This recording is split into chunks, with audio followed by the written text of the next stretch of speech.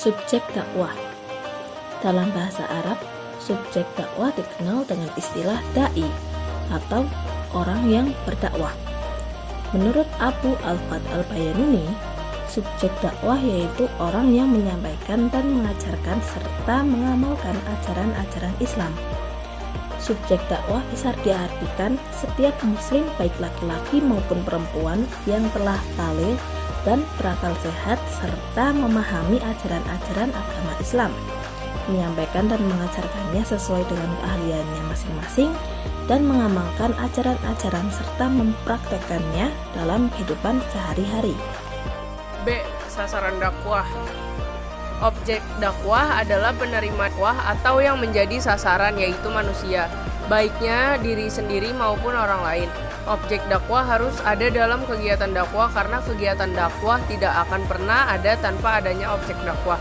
Sedangkan Masdar Helmi meninjau objek dakwah dari berbagai segi, yaitu 1. Jenis kelamin, manusia terdiri dari laki-laki dan perempuan. 2. Umur manusia terdiri dari anak-anak, pemuda, dan orang tua. 3. Pendidikan masyarakat, baik yang berpendidikan rendah maupun tinggi. 4. Tugas pekerjaan masyarakat yang terdiri dari petani, pegawai, pedagang, perawat, seniman, dan lain-lain. 5. Ekonomi masyarakat terdiri dari orang kaya, orang miskin, dan orang menengah. Selanjutnya adalah ayat Al-Quran tentang subjek dan sasaran dakwah. Yang pertama ada surat At-Tahrim ayat 6. Ayat ini menegaskan agar setiap individu muslim memelihara dirinya, istri atau suami, anak-anaknya, dan seluruh yang berada di bawah tanggung jawabnya, dengan saling membimbing, menasihati, mendidik, dan memelihara satu sama lain agar terhindar dari siksa api neraka. Ayat ini juga menggambarkan tanggung jawab sosial seseorang harus dimulai dari lingkungan keluarga sebelum keluar ke lingkungan sosial yang lebih luas. Yang kedua, Quran Surat Asy-Syu'ara ayat 214. Pada ayat ini Allah memerintahkan kepada Nabi Muhammad SAW agar menyampaikan agama Allah kepada keluarganya yang dekat, menyampaikan kepada mereka janji dan ancaman Allah terhadap orang-orang yang memungkiri dan mensyarikatkannya. Yang ketiga adalah surat At-Taubah ayat 122.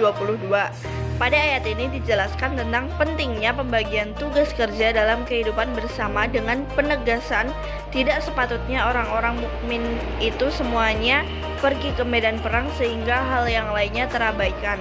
Mengapa tidak ada sebagian dari setiap golongan di antara mereka yang pergi untuk bersungguh-sungguh memperdalam pengetahuan agama mereka dan untuk memberi peringatan dengan menyebarluaskan pengetahuan tersebut kepada kaumnya. Apabila mereka telah kembali dari berperang atau tugas apapun, pengetahuan agama ini penting agar mereka dapat menjaga dirinya dan berhati-hati agar tidak melakukan pelanggaran.